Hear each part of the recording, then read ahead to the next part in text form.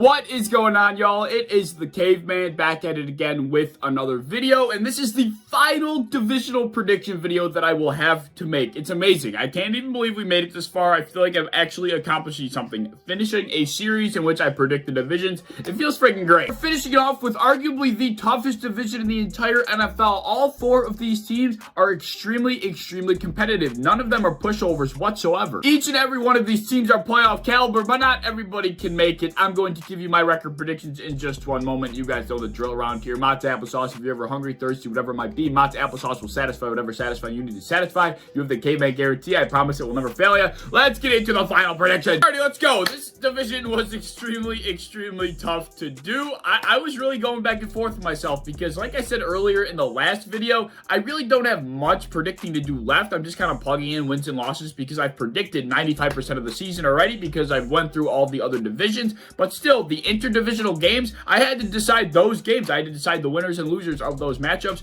That was really hard. So we're going to start in 4th place of the NFC West, and that's not even really bad. It's just that this division is that good. So my prediction to come in 4th place of the NFC West, I am predicting the Arizona Cardinals to finish 8-9, and per usual, I scooched over, putting the schedule right up beside my head. 8-9 finish in the 2021 season for the Arizona Cardinals. So this really might be a shock to you. I have the Cardinals once again finishing below 500, and I also have them missing the playoffs, despite all of the offseason additions they had, and despite the fact that Kyler Murray is entering his 3rd season in the NFL. I just don't think they're going to be able to beat out the rest of this division because that's how freaking good it is. Aside from the 3-game win streak I have them going on early in the year, I really don't think they're going to be able to find a groove throughout the rest of the season. I think they're going to win a lot of tough games, but they're not going to be able to stay consistent. I think they're going to be a very inconsistent roster this year. They're going to be a team in my eyes that has the capability of winning some really tough games, but they also have the capability of losing the games they should absolutely win, and that's exactly what I'm displaying right here on screen. I think they really could be a very damn good team, but they're going to struggle to stay consistent. I think their added age and veteran leadership that they brought into the locker room this offseason is going to go a long way in terms of their development for the younger players for the future, but I don't think it's going to be enough to solve the NFC puzzle as of this year. Not to mention, I cannot stand Cliff Kingsbury. I think he's an absolute moron. I don't think he's a good NFL head coach, so I think he's also going to be holding them back. I think they really need a new head coach. I don't like Cliff Kingsbury. I really don't like this guy. But that's a whole nother conversation. I have the Arizona Cardinals coming in 4th of the NFC West, finishing 8-9 with a 1-5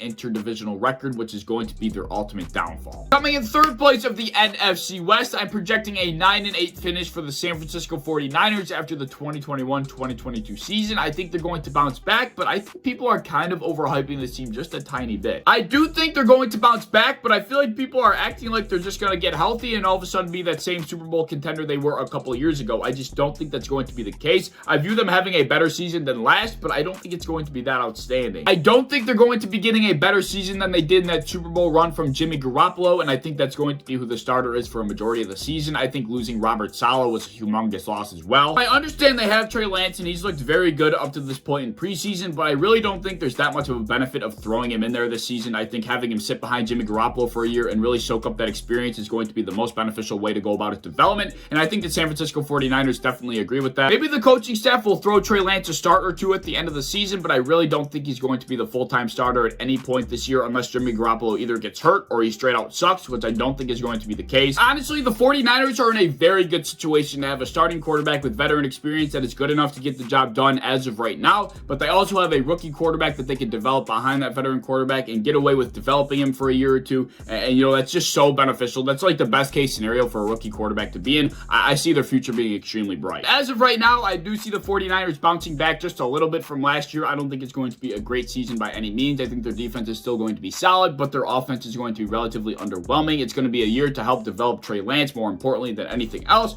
They're finishing 9-8, 3rd in the NFC West. Moving on to the 2nd place position in the NFC West, I'm giving out the silver medal to Russell Wilson and the Seattle Seahawks. I feel a couple different ways about this team. I'm really on the fence about it. I do have them finishing 11-6, which is 1 win less than last season, but I also feel like that they're going to have a slightly better year, if that makes sense. And it doesn't make sense, but let me explain. Let's be real here. After the first 5 or 6 games of the season at most last year, Russell Wilson fell off. And at the beginning of the season, Russell Wilson was playing out of his mind, but the Seattle Seahawks defense was really struggling, and then it kind of flip-flopped at the end of the year. Russell Wilson really began to struggle, but the defense really started to find a groove. But this season, I think Russell Wilson and the defense are going to be on the same page more often. often, which is why I think having an 11-6 record and being on the same page more often and heading into the playoffs with a little bit better of a feeling than they did last year. I think the Seattle Seahawks, even though they entered the playoffs at 12-4, they just kind of, we all knew that they were going to lose. They did not play well. They had not been playing well for a while. We knew they were going to get smacked by the Rams, and that's exactly what happened. So yeah, even though I have them finishing with one less win, I think the season is going to go a little bit smoother than it did last year because, like I said, I just felt like Russell Wilson just was not himself in the second portion of the season.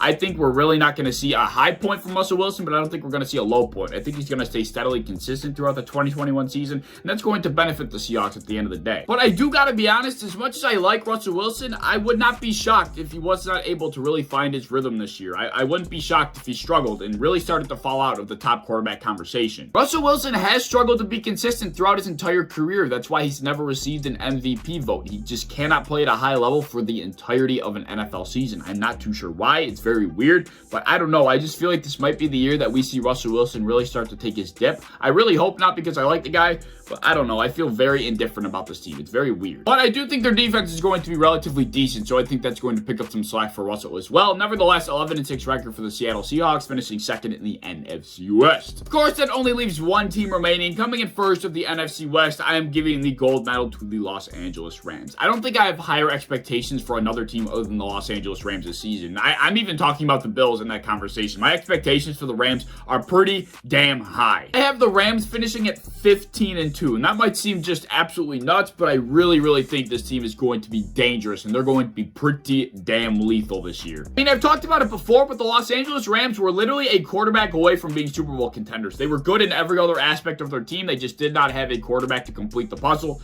Now they have a very good quarterback in Matthew Stafford, an elite quarterback at that, and I think it's just going to be a very good season for this team. I have extremely high expectations, and if they're anything less, I'll be pretty disappointed in them. In my opinion, Matthew Stafford has already solidified himself as an elite quarterback, and he's been spending his entire career getting smacked behind that Detroit offensive line with absolutely no run game and no defense to support him. Now in Los Angeles, he's getting every ounce of support that any quarterback could ever need. He's got a fantastic run game. He's going to have a good offensive line. He's got an elite wide receiver core, and he's got the best defense in the NFL on top of it. I mean, like, it doesn't get any better than that. If Matthew Stafford carries his weight, this team could easily be a Super Bowl contender. Now, I understand I'm not the pioneer behind this idea, but I do see Matthew Stafford having an MVP caliber season. I think he's going to be right up in the conversation for the MVP award. I think this team is going to be in the NFC Championship. I think this team's going to be good. I think they're really the only team in the NFC that has a chance of knocking off the Bucs. And they do play in the regular season, and I do have the Rams beating the Buccaneers. I do think the Rams will be a better team. It's just a matter of execution at the end of the day. Will they be able to pull through? I'm excited to see that matchup. I think they're going to be going head-to-head all throughout the regular season. I think they're going to see each other in the playoffs.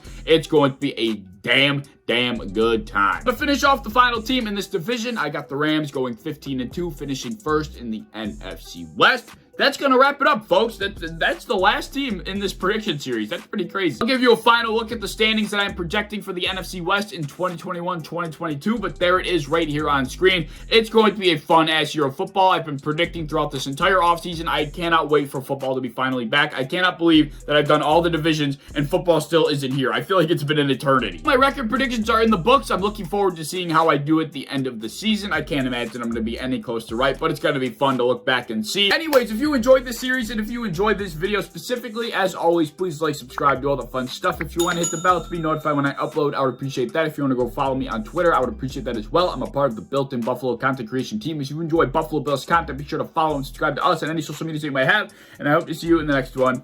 Peace.